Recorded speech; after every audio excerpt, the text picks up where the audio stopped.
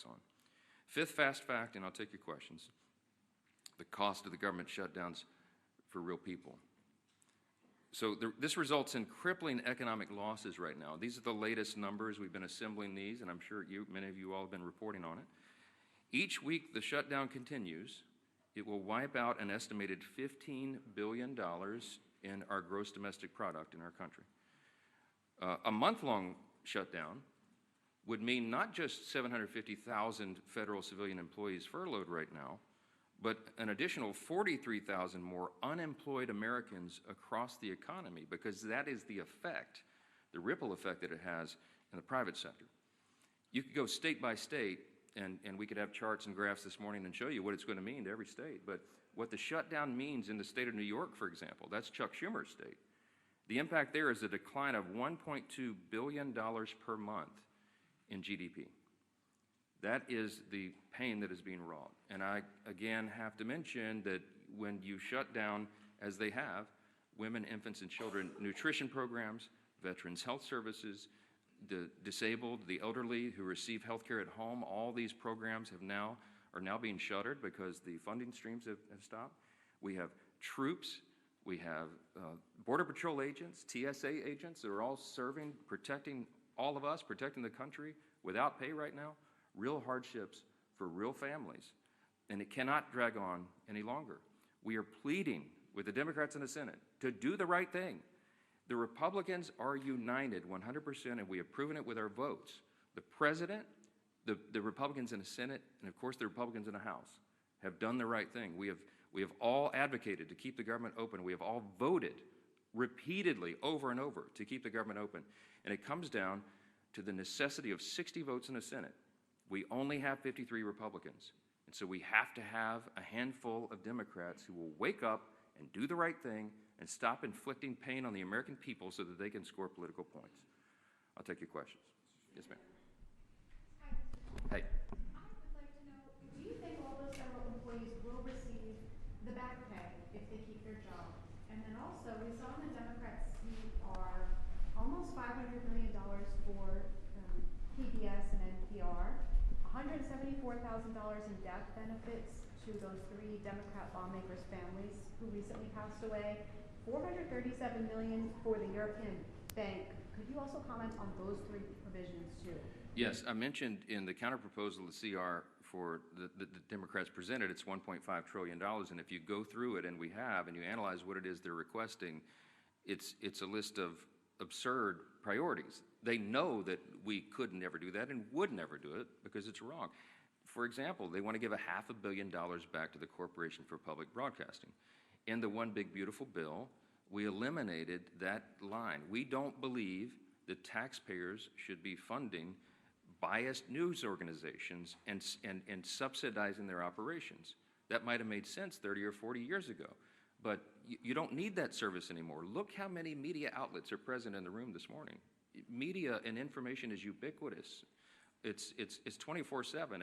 It's live all the time, and it's on the internet. We don't need taxpayers funding that, and they were all left-leaning, biased organizations. We're not doing that again. And some of these other priorities that you mentioned, there are many that we could list that are just outrageous. It has nothing to do with the current proposal to keep the government in operation for 7 more weeks so that we continue the appropriations process. We're trying to fund the government, and you need Republicans and Democrats to work together to get that done. With regard to whether the furloughed civilian employees of the federal government will receive back pay, it is true that in previous shutdowns, many or most of them have been paid for the time that they were furloughed. But there is new legal analysis. I don't know the details. I just saw a headline this morning. I'm not read in on it, and I haven't spoken to the White House about it.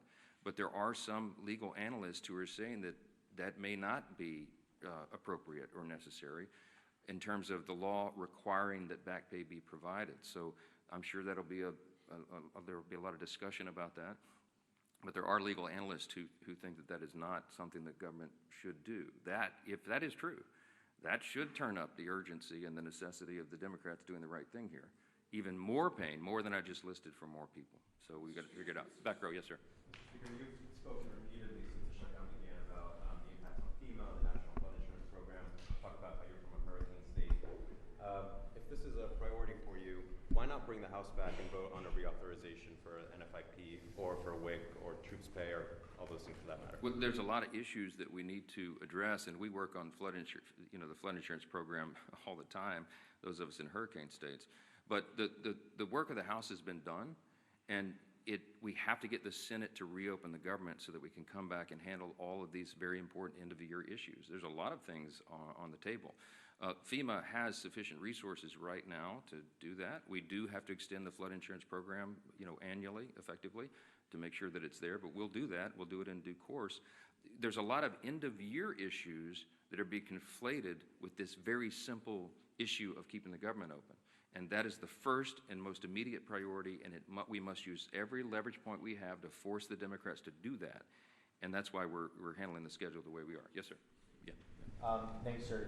You've talked about Leader Schumer's record with regard to continuing resolutions. Your record, you've voted against continuing resolutions in the past, including when Speaker McCarthy was the Speaker. How do you explain your stance now versus yours previously? Yeah, different circumstances, different times. When we did CRs in the past, you had leverage points of things that when the Democrats were trying to put their partisan priorities in, we were trying to use whatever leverage we had in the minority to take them out.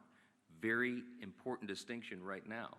We did not put in Republican priorities in the clean CR. I could have put some of our priorities or poison pills or things that Democrats had done in the past to us. We didn't. And that's why there's nothing to negotiate right now. People say, why aren't you negotiating? I don't have anything to offer. I can't go to a clean CR and say, let me pull off the Republican priority and make it more palatable for you, because we didn't add that in. It's simply a status quo continuance.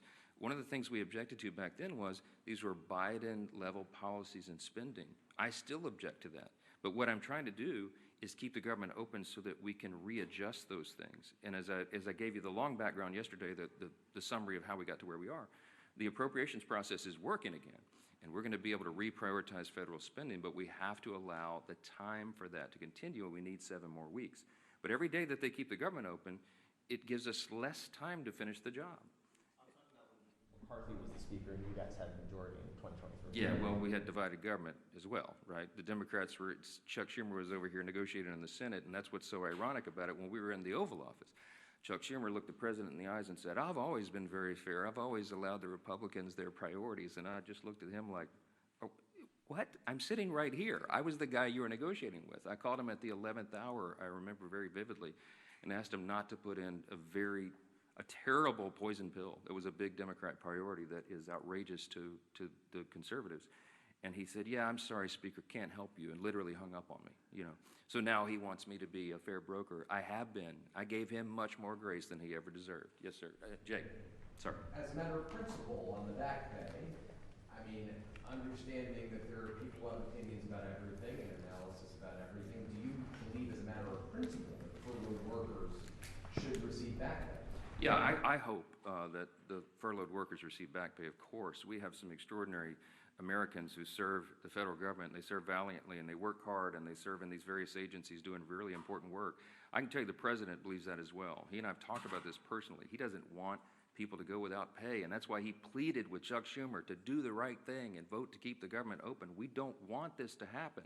The key point, the important point to remember here is this can stop right now. They'll get another opportunity to change course and open the government. And then we'll have all these policy debates, as we always do. This, again, is a deliberative body. We've got 535 individuals serving here between the Senate and the House. We've got to have the time to do all the deliberation, but you got to have the lights on to do it, and that's the whole point. Yes, sir.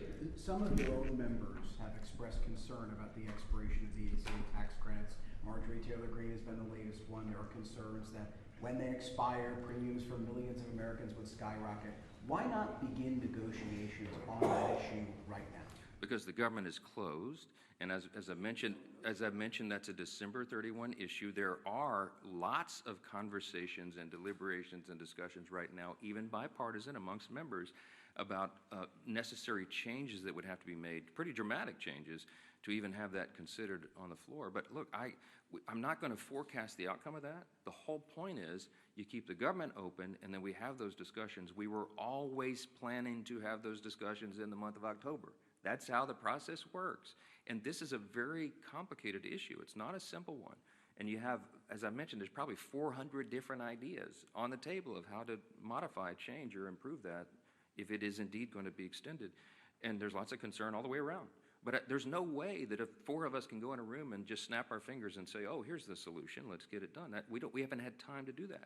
And so we will, but we have to get the lights back on and get everybody here working again in their committees, through their processes, and on the floor in order to have fruitful conversations about that. So we'll hope that we'll do it. Yes, sir. Congresswoman Green specifically said that Republicans do not have a plan to deal with health care. Congresswoman Green does not serve on the committees of jurisdiction that deal with those specialized issues, and she's probably not read in on some of that because they've still been sort of in their silos of the people who specialize in those issues.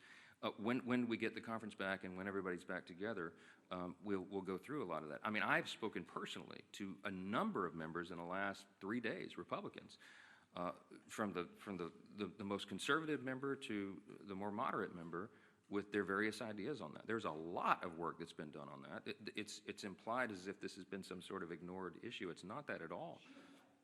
Okay, but everybody's entitled to their opinion. I mean, not everyone knows everything. Congress is a very complex organization, operation, institution with lots of things going on in lots of different areas of committees of jurisdiction. And no one member is read in on everything that happens because that would be an impossible amount of information. Yeah, let me go front. Yes, sir. President Trump yesterday expressed a willingness to work with Democrats on the health care issue. You say that's not going to happen so long as the government is shut down. Does that change your calculus that the president says that he wants to see some kind of a negotiation or discussion on this, even if the government is shut down? Yeah, I don't know if you saw his truth after that was reported, but he made very clear that, yes, he's happy to sit down and talk with Democrats about health care or anything as soon as they reopen the government. And we are 100% consistent and united on that. I spoke to the president at length yesterday about that very thing. And yes, he wants to solve problems. The president is a deal maker. He likes to figure these things out and works towards solutions, and that's why he's a bold, strong leader that America needs right now. I'm excited to work with him on that. I have the exact same opinion and position. But again, none of this can happen until the Democrats stop inflicting pain on the American people and turn the lights back on in Congress and get everybody back to work. I certainly pray and hope that they will do that and they don't drag this on for political purposes. Thank you all so much. Mr. Speaker, when will you swear in Ms. Grijalva?